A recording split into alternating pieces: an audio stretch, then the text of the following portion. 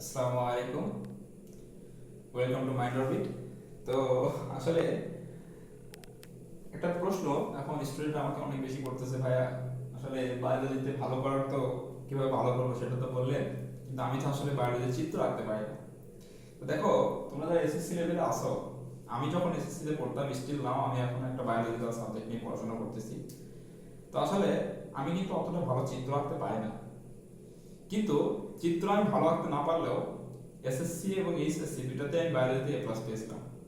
তো আসলে দেখো, চিত্রটা আসলে গুরুত্ব কতটুকু তোমাদের লেভেলে। আসলে দেখো, একটা টিচার যখন তোমার খাতা দেখবে, তাকে অনেক কম সময় অনেক বেশি খাতা দেখতে হয়। তো ওই শর্ট টাইমে আসলে একটা টিচারের পক্ষে কে কতটা ভালো চিত্র আঁকলো, কে কতটা খারাপ চিত্র আঁকলো, এটা দেখা আসলে সময় থাকে না।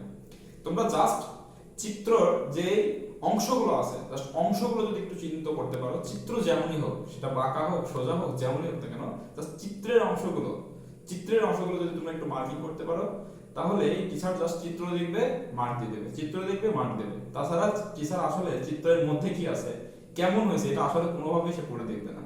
তো আমি এতটুকু সাজেশন দেবো, জাস্ট তোমরা মোটামুটি যদি একটা চিত্র আঁকো, এবং যারা একটু চিত্র কম আঁকতে পারো তাদের একটা, আমার মতো আর কি, তো তাদের একটা কথা, মানে তাদের একটা অভিযোগ থাকে যে ভাইয়া, আমি যেহেতু চিত্র আঁকতে পারি না, তো বায়োলজিতে যেগুলো চিত্র ছাড়া অ্যান্সার দেওয়া যায় আমি সেগুলো চেষ্টা করবো, ভুলেও এই কাজটা করবো না। কেন করবো না?